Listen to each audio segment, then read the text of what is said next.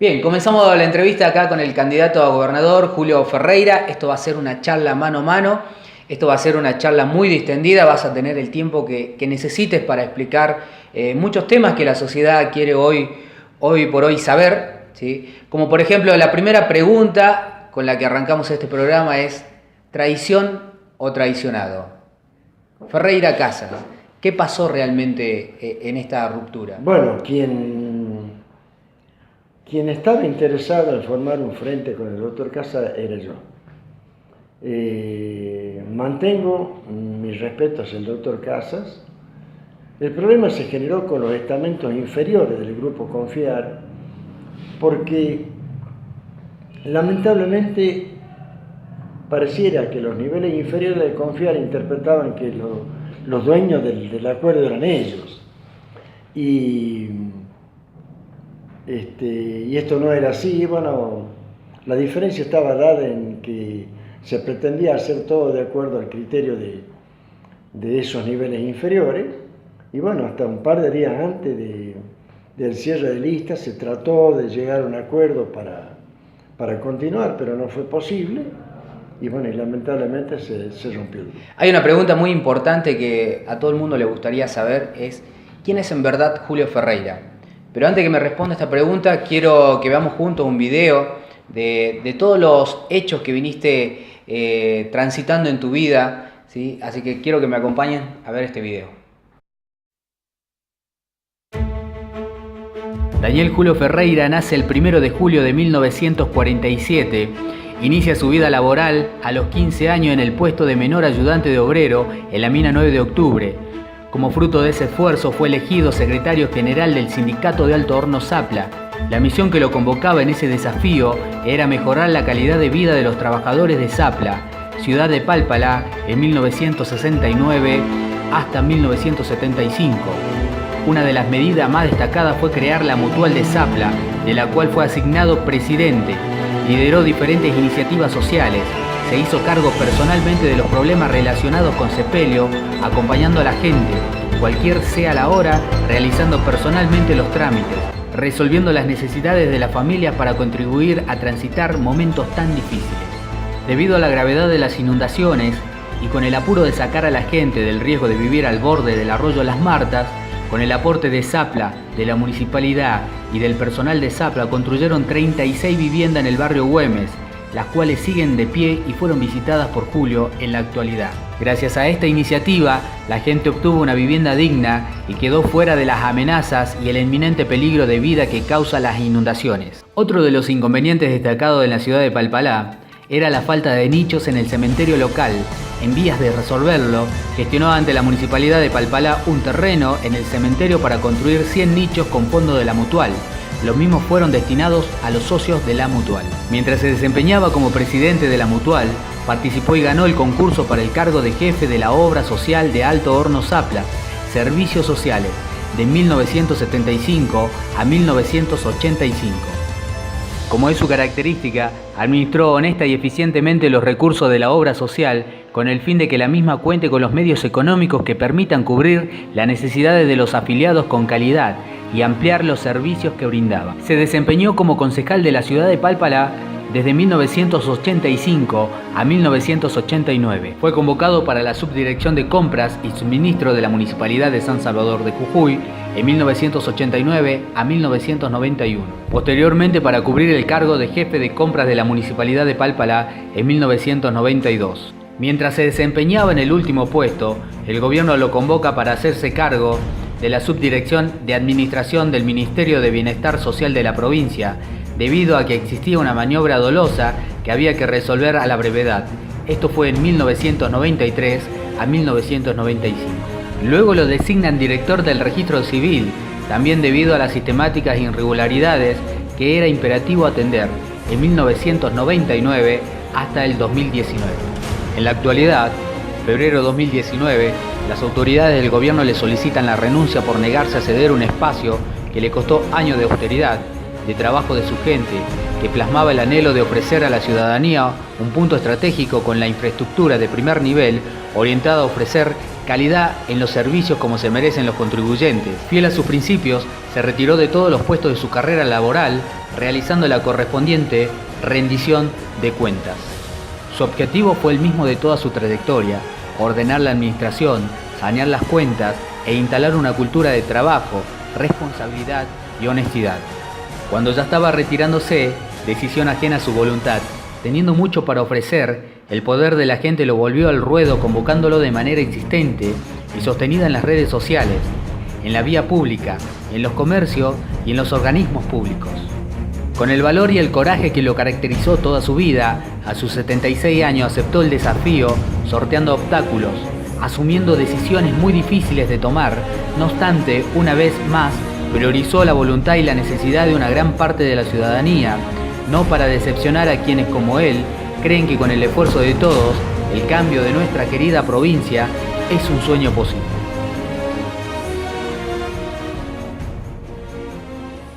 Viendo imágenes de este video, viene la pregunta: ¿es verdad que Julio le hizo frente al gobierno militar? La situación de Zapla era bastante delicada para el personal, no se proveían de elementos de trabajo, el trato era bastante autoritario, y yo había llegado al gremio por pedido. Parece que en mi vida siempre el pedido de la gente se presenta. Los compañeros de trabajo me comprometieron a participar del gremio y posteriormente se fue el secretario general y yo quedé a cargo.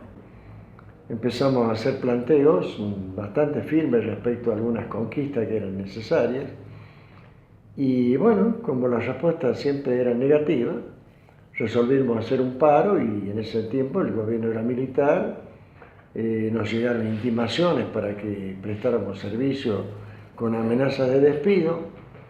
Nos reunimos con todos los dirigentes de aquel entonces y bueno, resolvimos que ya estaba la medida lanzada y que había que mantener la posición. La mantuvimos, hicimos el paro y por suerte el paro fue exitoso y Fabricaciones Militares empezó, digamos, a tomar de otra manera ya los planteos. Empezó a darse cuenta que ya no era cuestión de ir y llevarse por delante al personal, ¿no? Y fue el inicio de una etapa bastante fructífera para el personal, porque se fueron obteniendo conquistas muy importantes. Una de las primeras conquistas, bueno, fue, como recién lo acabas de explicar, el tema de la medida de fuerza que le hizo al gobierno militar. ¿Qué otra conquista hubo en esa época? A raíz de esa medida de fuerza, que lo que hicimos nosotros es tener el coraje de poder pararle a Fabricaciones Militares, eso generó de que Fabricaciones Militares comience a tener presentes los reclamos del gremio. Se consiguieron cosas importantes. Primero, la provisión de elementos de trabajo al personal, que no se daba en tiempo y forma.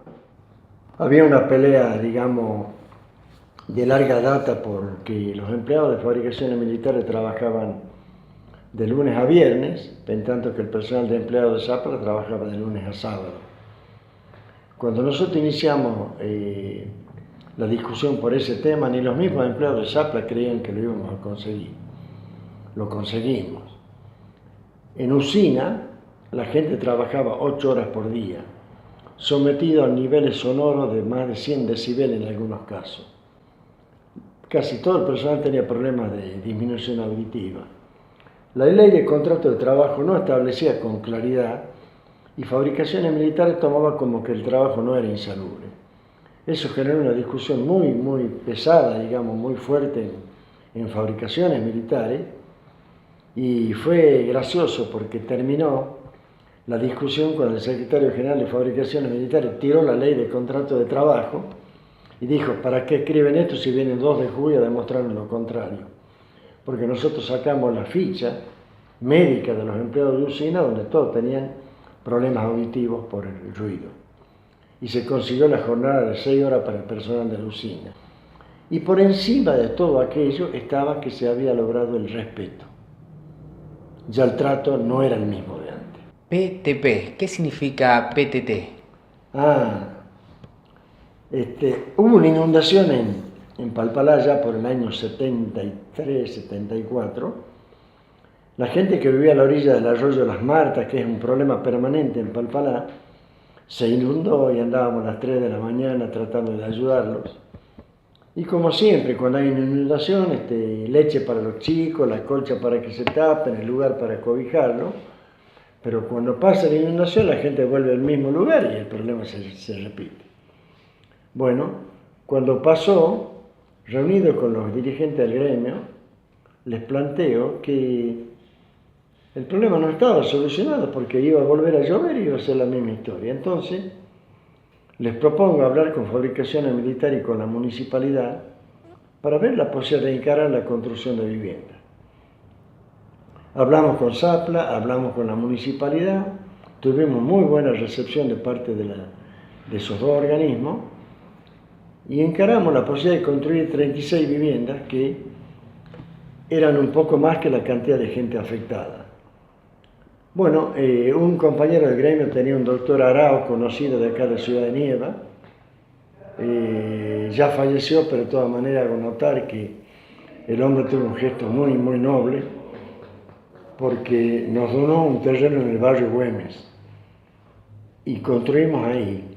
Le llamamos TPP porque la idea era hacer techo, pared y piso. Básico. Lo básico, para sacarlo de la orilla del arroyo. Bueno, lo encaramos y ahí hubo un aporte del personal de Zapla, un aporte que le pedimos al personal de Zapla, que fue importante para tener los recursos.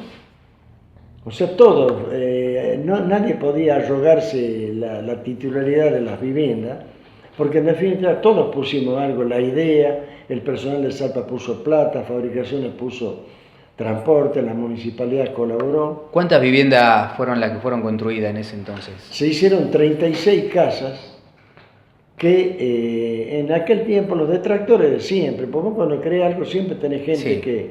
que te va a criticar, que esas casas se van a venir abajo, que no. La cuestión es que esas casas hoy tienen 44 años, siguen paraditas ahí, y la gente dejó de vivir al lado del arroyo y pasó a vivir en una casa de material. Algunos la dejaban bastante bien a la casa. Vos sabés que estuvimos recorriendo ese barrio y estuvimos charlando con algunos vecinos. Te recuerdan de esta manera. ¿Te acuerdas cuando me llamaste por la casa? Sí. Entonces, yo personalmente estoy agradecido de vos, de aquellos años que yo vivía alquilando y me llamaste, me dijiste que en la casa. Se puede ayudar a todo el mundo. Y y vos viste, nosotros hicimos estas casitas, trajimos la luz y el agua y el barrio empezó a crecer y ahora es lo que es. Estamos en el centro ya. Ahora están en el centro. Sí, estamos. El que menos pensaba, yo no pensaba esto, porque no tenía casa, yo me vivía alquilando. Y en ese caso me ha venido bien. Y ya tengo la vivienda, gracias a vos. Tengo que agradecerte del cielo y los ojos. Y cada vez que pienso en esto, pienso que es el tipo de vivienda que se puede hacer para tanta gente que no tiene nada.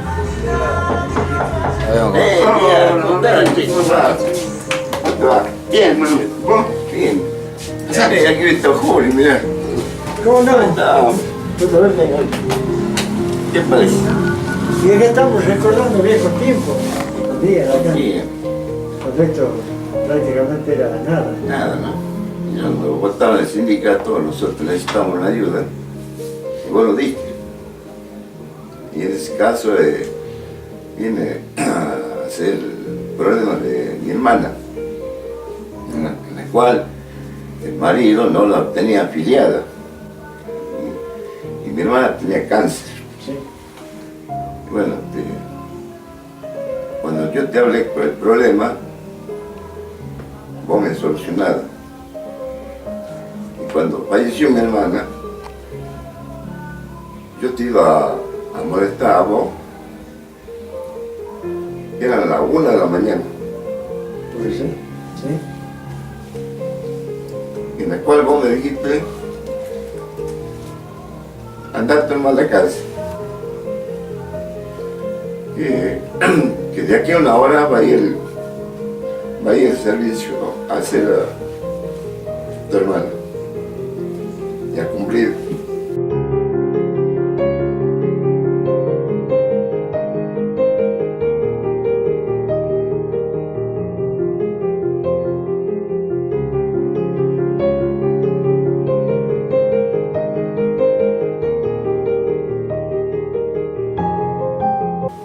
Julio Ferreira lo merece la intención de ser gobernador. Y al saber que ahora es candidato a gobernador, lo voy a apoyar hasta el último. En esta oportunidad se da que él se postula como gobernador. Yo estoy agradecido a él. Y bueno, es el momento de darle una ayuda también.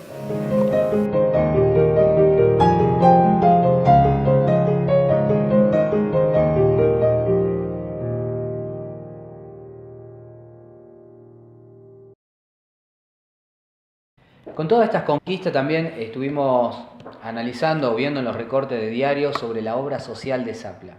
¿Cómo fue esa historia? Bueno, permanentemente la obra social del personal de Zapla es la Caja de Previsión Social de Fabricaciones Militares.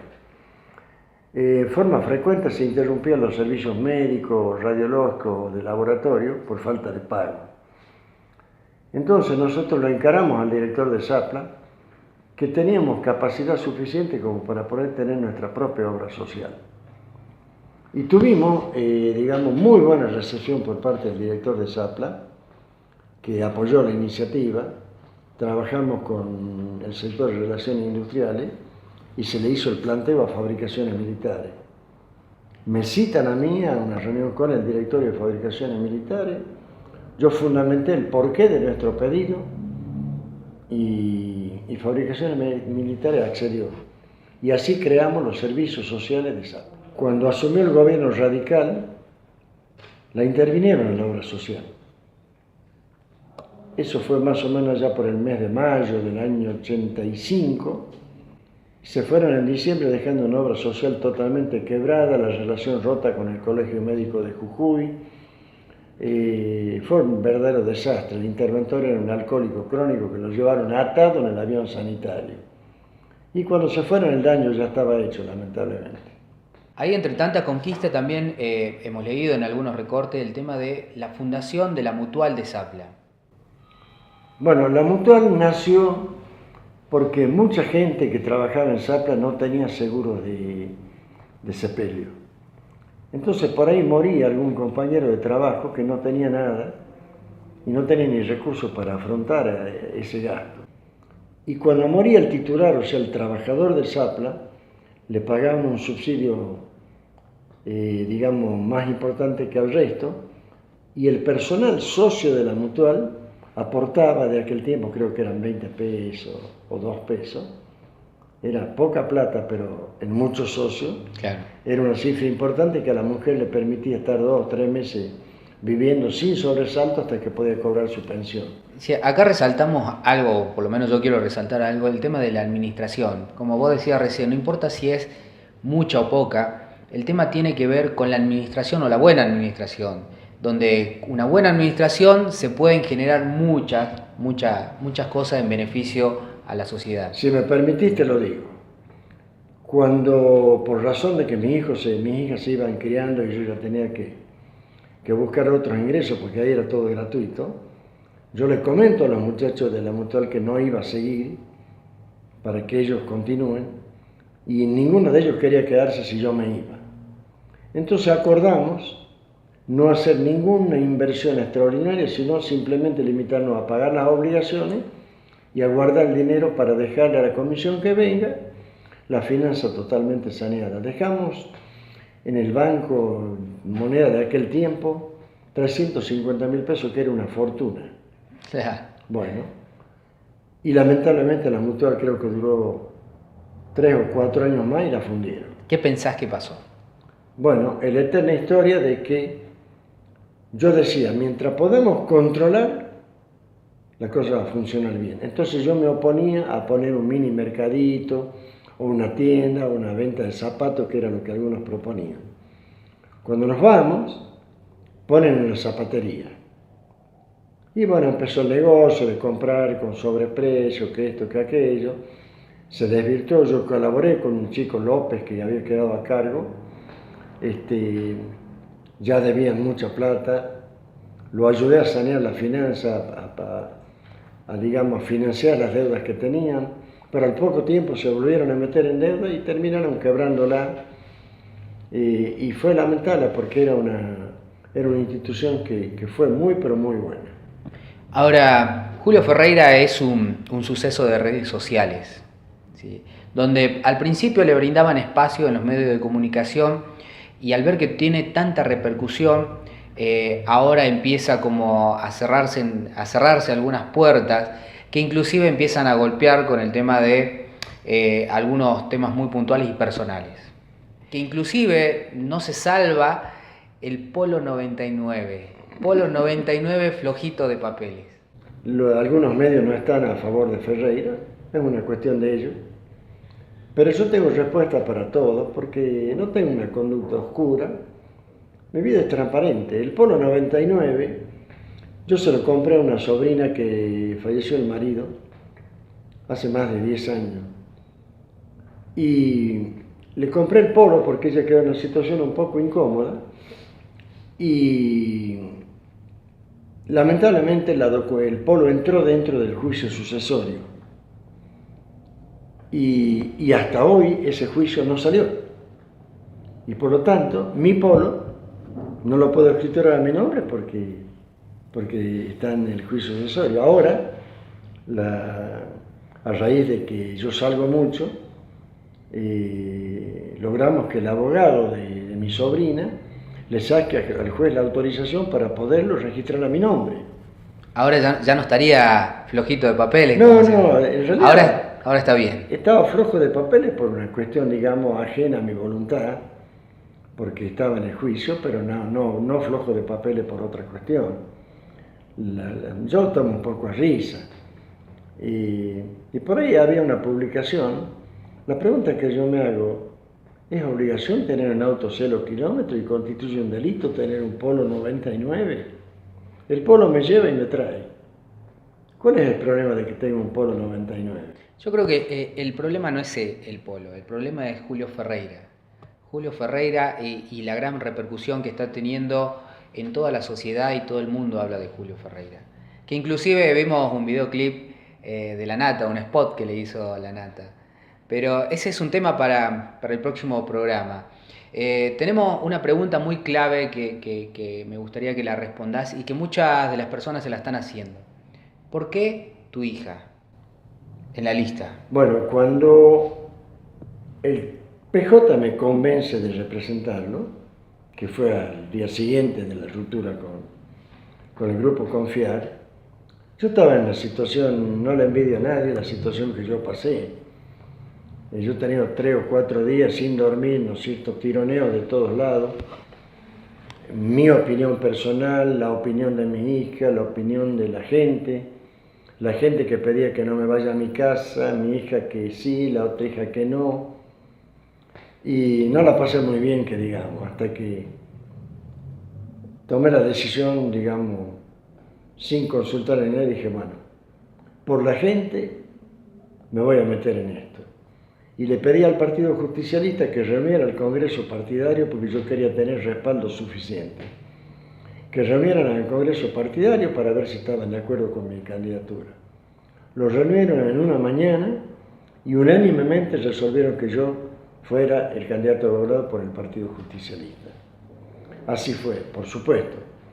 Me agarran a mí sin estructura política, sin recursos, porque yo salgo del registro civil, le pido al ministro que me pagara la última licencia, yo nunca había tomado una licencia en 20 años de trabajo, le pedí que me pagaran la última porque me agarraban sin un centavo, me dijeron que no era posible, y bueno, y le planteo al Partido Justicialista que yo no estaba en condiciones de afrontar una campaña, y el partido dijo no, nosotros bancamos los gastos de la campaña, queremos que vos nos representes, y esa es la forma que yo llego ahí.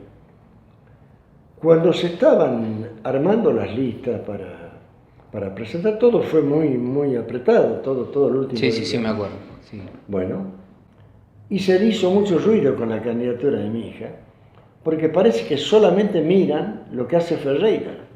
Tal cual.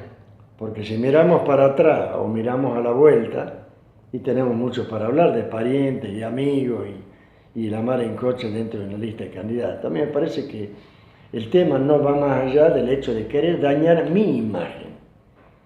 Y no sé por qué les preocupa tanto. Lo cierto es que yo particularmente tengo por norma mantener, digamos, una conducta correcta. Mi vida es transparente, yo no tengo cosas para esconder y parece que lamentablemente le estoy generando algún dolor de cabeza a algunos y por eso los medios se empecinan conmigo. Y voy a decir algo particular. Canal 7 es un medio al que yo le tengo mucho aprecio porque fue nuestro primer canal de televisión. Por primera vez vimos la flor del cactus en color. O sea, un canal, digamos, que tiene algo de sentimental para con uno, ¿no? Yo he tenido con la prensa en general siempre muy buen trato.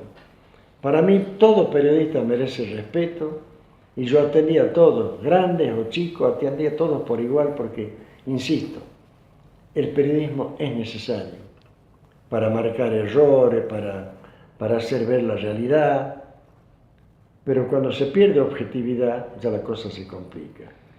Hoy, lo voy a decir claramente, el Canal 7 está empeñado en una campaña difamatoria hacia mi persona y han tomado como una cosa puesta un video que está editado y donde se hablan de determinadas cifras, una serie de pavadas destinadas a dañar, pero que a mí no me preocupa.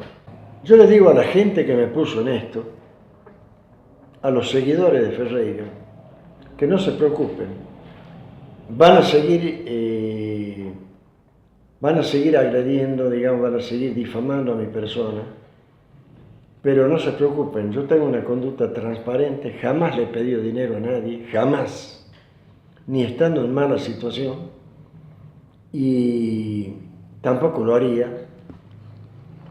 Y te diría que ni siquiera vale la pena responder ya a los agravios, porque a mí me permitió Canal 7 ir a responder, a tener un derecho a réplica, pero después que yo di la respuesta que di, me retiré y la periodista que me reportó volvió y siguió atacándome. Evidentemente acá la cuestión es ver cómo se puede dañar la imagen de Ferreira. Como ocurrió esto, yo llego a la conclusión de que ni siquiera vale la pena responder. Tengo una conducta de vida que no la voy a cambiar. Yo intenté siempre, por sobre todas las cosas, ser una buena persona.